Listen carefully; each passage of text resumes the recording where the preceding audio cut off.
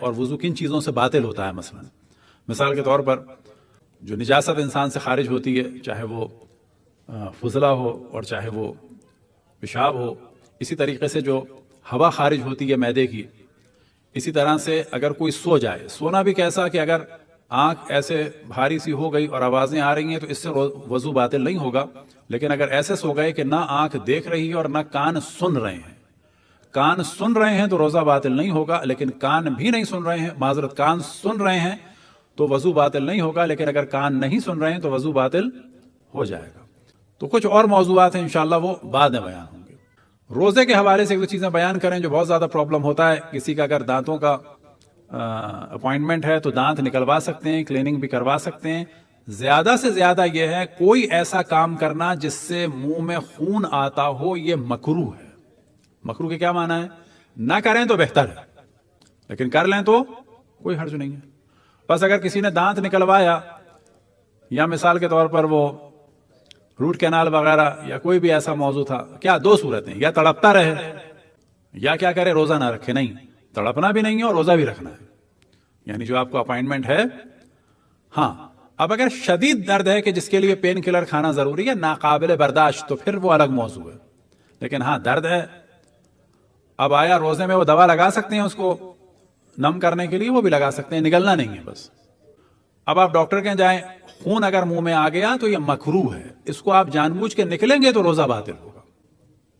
اور اب وہ سکنگ پمپ لگے ہوتے ہیں، کسی قسم کا منہ میں کچھ نہیں جاتا ہے، اور آپ زیادہ ایکسٹرا اس سے کہہ سکتے ہیں کہ جی سیدھے ہو کے میں اپنے ہاتھ سے سکنگ کروں گا اور اپنے ہاتھ سے ٹیشو پیپر سے پہنچ لوں گا، تو کوئی اپوائنٹمنٹ کینسل کرنے کی ضرورت نہیں ہے.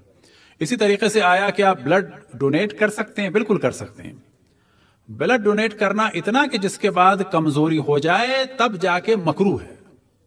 بس اگر آپ کے پاس دو آپشن ہوں، جیسے کہ پاکستان وغیرہ میں دو آپشن ہوتے ہیں، چاہے بلڈ ابھی دے دو تو آپ کے پیشنٹ کو دے دیں گے، چاہے بلڈ رات کو دے دو.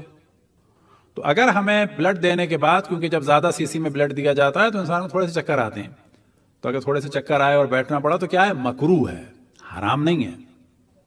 بس اگر کسی کا پیشنٹ ہے اور وہ لوگ کہہ رہے ہیں کہ آپ پہلے ایک بوٹل خون دیں پھر ہم آپ کو دیں گے، تو آپ روزے کے زمانے میں دے سکتے ہیں، چاہے حتیٰ چکر کیوں نہ آئے. آیا بلڈ دے سکتے ہیں لیبارٹری میں جا کے، وہ بھی دے سکتے ہیں، اس میں کوئی حرج نہیں ہے. تو یہ بالکل ایک غلط چیز مشہور ہو گئی ہے. پرفیوم لگا سکتے ہیں، بالکل لگا سکتے ہیں. لوگ بعض دفعہ کہتے ہیں الکوہلک پرفیوم نہیں لگانا چاہیے، تو میں مذاق میں کہتا ہوں کہ ہم تمہیں عطر دے دیں گے، وہ فردوس جو بھی تم کو چاہیے ہو. اگر تمہارے پاس کوئی برانڈڈ پرفیوم ہے ہمیں دے دو، ہم نجس لگا لیتے ہیں. دیکھیں الکوہل جو ہے یہ جاہلوں والی باتیں ہیں جو دیگر مذاہب سے آ رہی ہیں. پرفیوم میں جو الکوہل ہے وہ انڈسٹریل الکوہل ہے جو پاک ہے. پرفیوم میں کوئی وسکی یا شیمپین نہیں ڈلتی ہے، کیونکہ الکوہل کے دو معنی ہیں، ایک انڈسٹریل الکوہل ایتھائل میتھائل، اور ایک وہ جو پینے پلانے کی ہوتی ہے مثلا کوئی. تو کسی بھی پرفیوم میں کوئی شیمپین یا بیئر یا مثلا وہ چیزیں نہیں ڈلتی ہیں. یہ لفظ ایک ہے، کیفیات دونوں کی الگ الگ ہیں. انڈسٹریل الکوہل کا فتویٰ اب سے نہیں، کم سے کم 70 80 100 سال سے ہمارے علماء اور مراجع کا ہے کہ وہ پاک ہے. بس پرفیوم ہو یا پالش ہو یا ڈیوڈرنٹ ہو یا کوئی بھی اسپرے ہو یا کوئی بھی پالش ہو کہ جس کے اندر انڈسٹریل الکوہل ہے، یہ سب پاک ہیں.